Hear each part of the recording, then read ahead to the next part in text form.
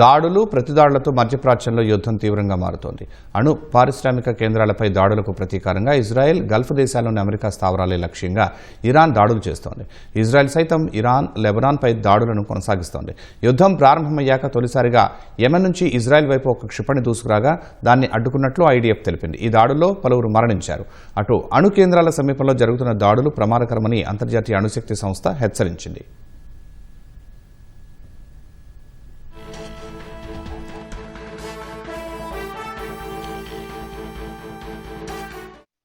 పలు ప్రాంతాలే లక్ష్యంగా ఇజ్రాయెల్ వైమానిక దాడులు చేస్తోంది. కర్మాన్షా ప్రావిన్స్లో జరిగిన దాడుల్లో ఒక గర్భిణీ మహిళ సహా పలువురు మరణించినట్లు అక్కడి అధికార వర్గాలు వెల్లడించాయి. జామ్జాన్ నగరంలో జరిగిన ఇజ్రాయెల్ క్షిపణి దాడిలో అపార్ట్మెంట్ భవనం దెబ్బతిని 5గురు మృతి చెందగా 7గురు గాయపడ్డారు. దక్షిణ టెహరాన్లో క్షిపణి తాకి నివాస భవనం దెబ్బతింది. భవన శిథిలాల నుంచి బాధితులను రక్షించేందుకు సహాయక బృందాలు శ్రమించాయి. మరోవైపు బషర్ అణు విద్యుత్ కేంద్రం సమీపంలో జరుగుతున్న దాడులు పెద్ద అణు ప్రమాదానికి దారితీయవచ్చని అంతర్జాతీయ అణుశక్తి సంస్థ హెచ్చరించింది. ఇరాన్లోని అణు కేంద్రాలే లక్ష్యంగా మరిన్ని చేస్తామని ఇజ్రాయెల్ రక్షణ మంత్రి కాట్జ్ హెచ్చరించారు.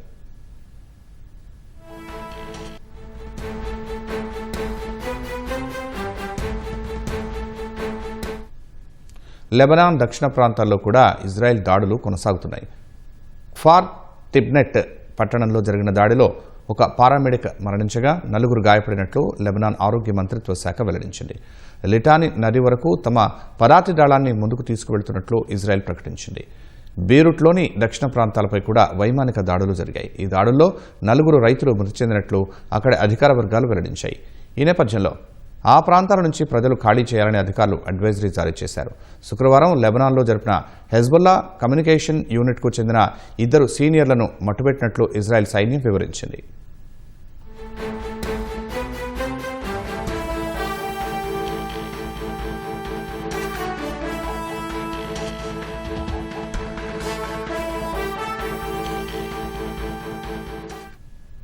ఇజ్రాయెల్ దాడులకు ప్రతీకారంగా ఇరాన్ సైతం క్షిపణి దాడులు కొనసాగిస్తోంది. టెలవీవ్పై జరిగిన క్షిపణి దాడిలో ఒకరు మరణించగా పలువురు గాయపడ్డారు. ఈ దాడి వల్ల భారీ నష్టం జరిగినట్లు తెలుస్తోంది.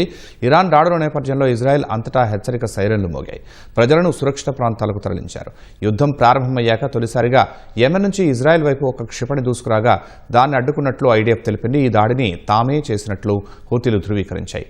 అటు గల్ఫ్ దేశాల్లోని అమెరికా స్థావరాలే లక్ష్యంగా ఇరాన్ వైమానిక దాడులు చేస్తోంది.